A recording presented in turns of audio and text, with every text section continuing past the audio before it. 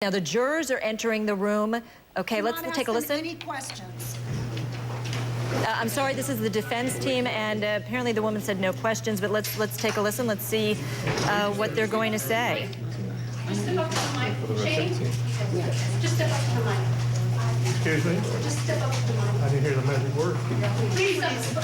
All of you. Ask one of your lawyers, smarties, what the word is. Yeah. Okay, Murphy. Are you ready, Jackie? Yeah, thank you. My name is Dorothy Sims, and I am thankful for today's verdict on behalf of Casey Anthony and on behalf of all of the people that stand behind me. And I would ask them to name their names, please. Corrine. William Slavel. Michelle Medina. Elizabeth Fryer. Janine Barrett. Saleh Jisoo. Shakima Wallace. Shirley Mason. Diana Marcoux. Marcin Lewandowski. Yeah. Well, I hope that this is a lesson to those of you who have indulged in media assassination for 3 years, with bias and prejudice and incompetent talking heads saying what would be and how to be. I'm disgusted by some of the lawyers that have done this, and I can tell you that my colleagues from coast to coast and border to border have condemned this whole process of lawyers getting on television and talking about cases that they don't know a damn thing about and don't have the experience to back up their words or the law to do it. Now you've learned a lesson, and we appreciate the jury. Those of you that have been objective and professional, we like it. Others, we're going to be talking to again. Thank you very much.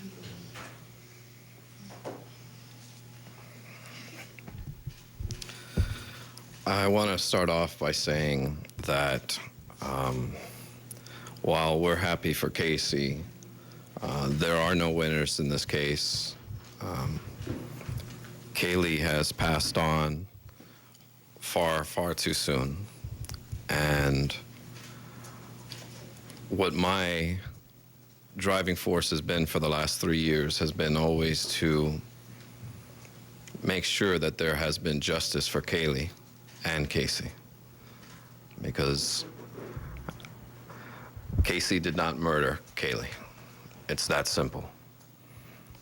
And today, our system of justice has not dishonored her memory by a false conviction.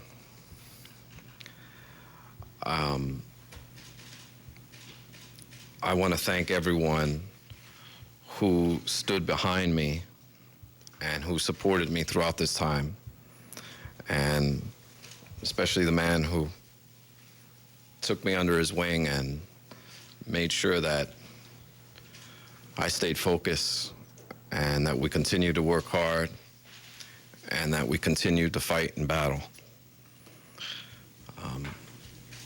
It really is, I really do have mixed feelings over the whole situation for those facts. This case has brought on new challenges for all of us. Challenges in the criminal justice system, challenges in the media, and I think we should all take this as an opportunity to learn and to realize that you cannot convict someone until they've had their day in court.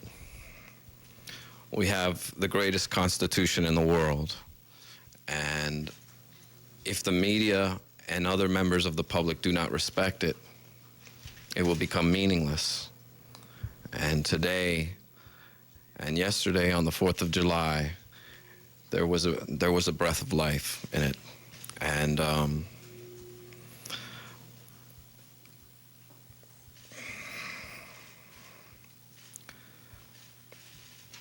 I think I want to also acknowledge the prosecutors who worked hard for justice as well.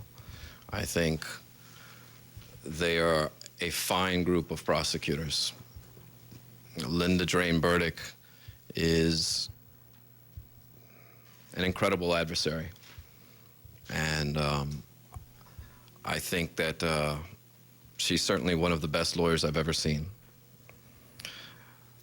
Frank George also was a very important member of that team that really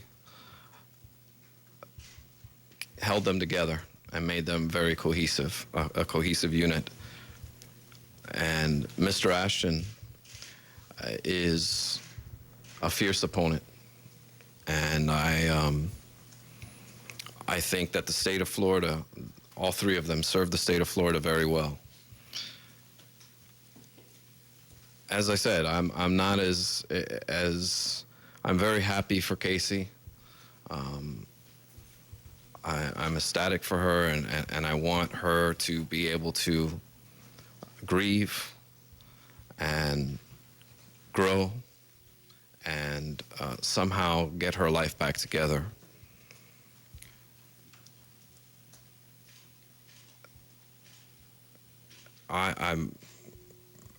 I think that this case is a perfect example of why the death penalty does not work and why we all need to stop and look and think twice about a country that decides to kill its own citizens.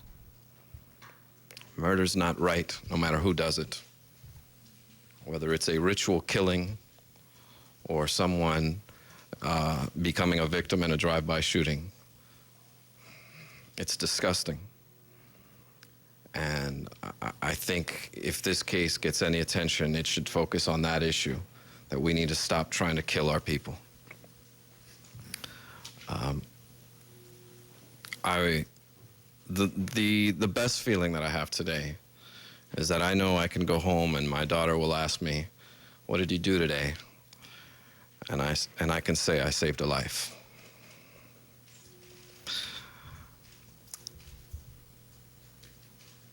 Quiero decir gracias a toda mi gente que me apoyó por dentro de este proceso.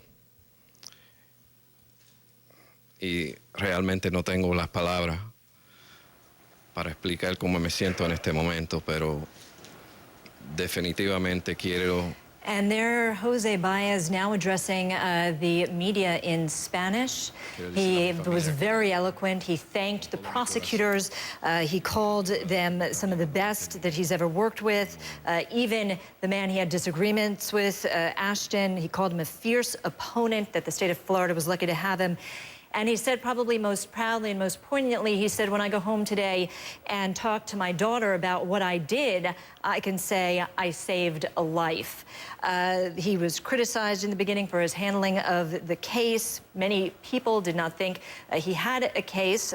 And that was also addressed by the other defense attorney, who basically attacked and said this was media assassination, and he criticized folks who have been commenting on the case, saying that folks should not talk about a case that they don't know anything about. So the gentler approach there by Jose Baez, the less gentle approach there, a slap down by the other defense attorney. And the room is again being reset, as you can see there now, and a lot of folks who are outside that courthouse. Jose Baez basically saying justice has been done. And he said, you know, he made a comment about the death penalty, saying that there should be no death penalty. You think about this, Holly. Baez said there is no false conviction, that the jury did what they could have done. There's a real sense that no matter what criticism he got, he knew that Casey had not done that, in his opinion. Well, I think to argue as passionately as he did in his opening and his closing, he had to believe that. You know, I've always gotten the sense that he, and as some of us said, he drank the Kool-Aid. You know, we thought she had fooled him, but clearly the jury agreed with them. You know, we thought, oh, she told... How does an attorney get a defense? It's what the client tells them. We talked about that earlier. Your client says this is what happened. You put it in front of a jury. And to his credit, and I'll give credit where credit's due, he managed to use that passion and that belief to convince the 12 people in the box. And ultimately, they're the only ones that matter. I mean, all of us who sit on the outside and talk about it, like Cheney Mason said, you know, yes, we have all the public documents, we have the discovery, and as lawyers, we do the best predicting we can. But here's the bottom line. The 12 folks in the box, they're the ones who vote. They're the ones that make the call. They're the ones who vote. I want to go to David Mattingly. He's sitting outside the courtroom, the courthouse. David, what is the sense there? What are you seeing? What are you hearing? Well, we're seeing a crowd gathering out in front of the courthouse right now.